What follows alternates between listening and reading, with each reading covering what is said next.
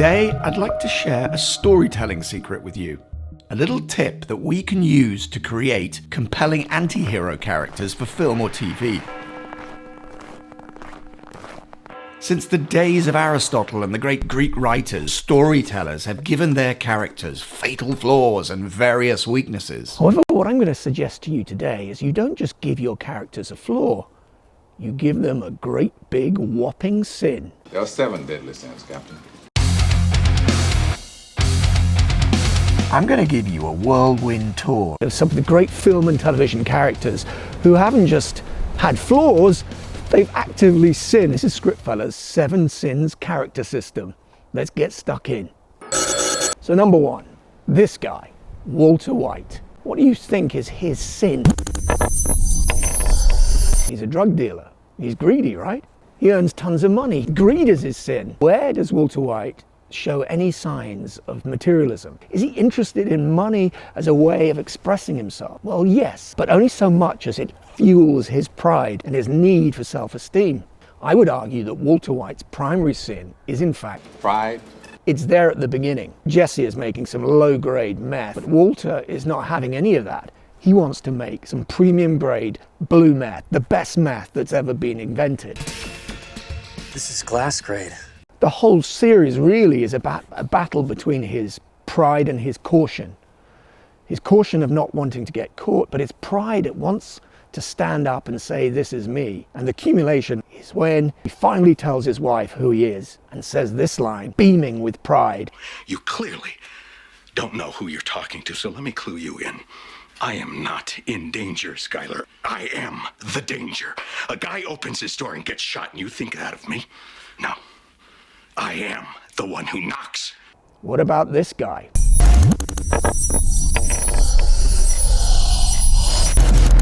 Sloth. He's so lazy, he's this swamp monster. He's the least suitable guy to go on a dangerous and thrilling adventure, but that's exactly what happened. What are you doing in my swamp? We were forced to come here. By who? Lord Farquaad. I'm gonna see this guy Farquaad right now. So to get rid of these annoying creatures, Shrek cuts a deal with Lord Farquaad and heads out to rescue the princess, but only because he wants to win back his selfish, slothful existence. Shrek's flaw causes the story, and this is a recurrent thing with characters who sin, and then the story and the narrative punishes them. You're coming with me. Jimmy Bond, 007. Lust. Bond, time and again, he follows his pants and ends up in trouble. I'm the money. Every penny of it. His lust is often mitigated when he falls in love with the target, as seen with Vesper in Casino Royale. He follows his lust, falls in love, that's the story, only for her to have a very sticky end.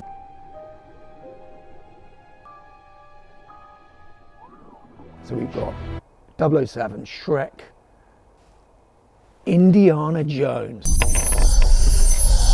There's a man guilty of the sin of Greed. Indiana is constantly pursuing artifacts and archaeology to the detriment of people around him. I wish to leave you down in that awful place, all alone. Slimy pig, you let me go! Stop it!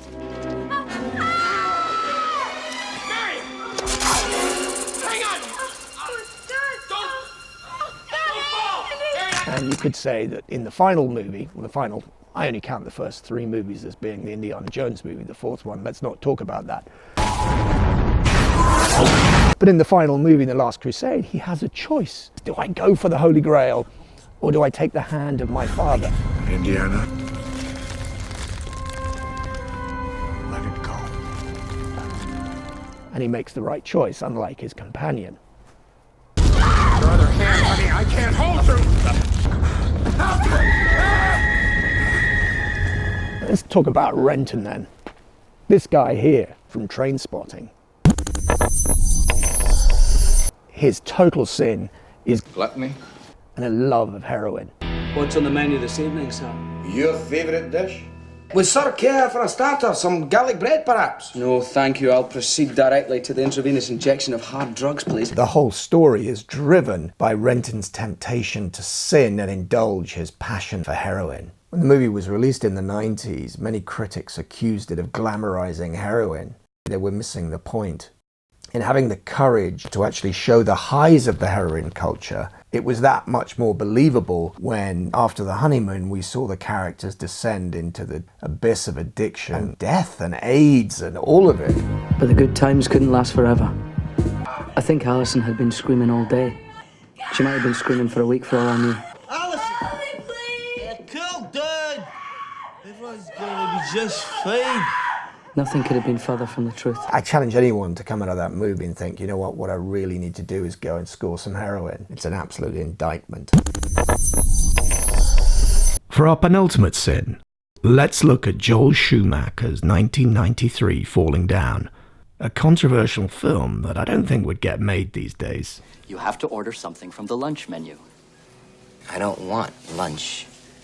I want breakfast. Yeah, well, hey, I'm really sorry. Yeah. Well, hey, I'm really sorry, too.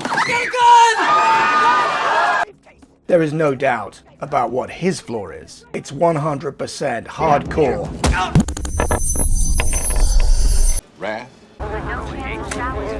Michael Douglas plays a defense contractor who's been fired. One day he's in the LA traffic and he just flips and goes on this violent odyssey. So first on his hit list, a Korean shopkeeper who overcharges him for his soda. Take the money! Take the money! What? Take the money! I'm not the thief. I'm not the one charging 85 cents for a stinking soda! Just standing up for my rights as a consumer. Then he turns his ire on the Latino gang contingent. See, while you're trespassing on private property. Give us your briefcase, man. Oh, all right, you can have my briefcase. Here, you want my briefcase? Here's my briefcase! This movie was developed and came out around the time of the Rodney King riots. Black male being brutally beaten and kicked by Los Angeles police officers. And Schumacher must have known that there was a danger that his leading character was coming off as a complete and utter racist. But he does put in this key scene where a white supremacist offers Michael Douglas weapons and Nazi memorabilia. I want to show you the real thing. He's seeking shoulder fire. I want you to have it. Why? We're the same, don't you see? We are not the same. I'm an American. You're a sick asshole. One thing I will say about using wrath, anger, and rage as the main sin for your leading character is that it's often symptomatic. And as a sin, look at the reasons why a character is full of wrath and take it from there. What's wrong with the street? Either they're going to learn anger management, which is the theme of the Jack Nicholson, Adam Sandler comedy. Temper's the one thing you can't get rid of by losing it. Or they're going to spiral into an orgy of violence and self-destruction. And I'll give you something to fix. Okay. Look out! Which is exactly what happens to Michael Douglas's character. It's a nod to Taxi Driver and some of those 70s movies, as is our final sin. The anger of this character is not his primary motivation. There's a silent darkness to him. I'm talking about Robin Williams' performance in 1 Hour Photo, where he plays a voyeuristic photo lab technician who locks onto this family, and he becomes envious of the fact that this husband had this beautiful wife and a kid. And You're a very lucky man, Mr. Jorgen. You have a wonderful family. And if you don't mind my saying so, a very beautiful house, too. I'm sorry? And when he discovers that the husband's cheating on the wife, he decides to change the family dynamic and take the guy to task. But it's all driven by envy. If you look at any of these movies, essentially it boils down to one question. Will the character redeem their sin, having been punished by the story, or will they go to hell? And there is one character who I think deserves a special mention because he commits so many sins. Say hello to my little friend! Tony Montana from Scarface. All I have in this world is my balls and my word, and I don't break them for no one. He's monumentally greedy. He wants the money. This country, you gotta make the money first. Then when you get the money, you get the power. He's monumentally lustful. He wants the women. Then when you get the power, then you get the woman. Why do we like Tony Montana despite all of his sins? And he has many. He's an underdog. He's dirt poor. He arrives on the boat and wants to be a big shot. And we follow that, and we relate to him. He loves his sister. For me? I think so. Oh, Tony. He has a code, and despite his sins, he emerges with that code intact.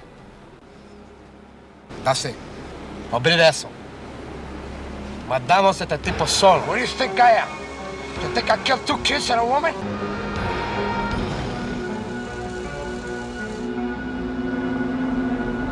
I don't need that shit in my life. You damn No women, no children. And that's why Tony Montana is loved. He self-destructs because he won't kiss the feet of first his boss and then the guy in Colombia who eventually takes him out. What a brilliant ending, because he's demonstrating all his flaws, all his sins, one after the other. He snorts up this complete mountain of cocaine, which is obviously his gluttony, his anger. He's so wrathful. Say hello to my little friend. And his pride.